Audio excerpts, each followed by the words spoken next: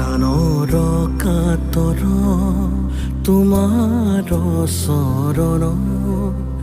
যাতনা যি যত আমাৰ জীৱন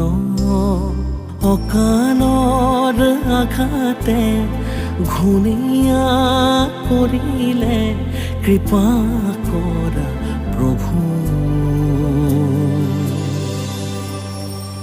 শৰণে ললো আমি কৰোণাময়ী তুমি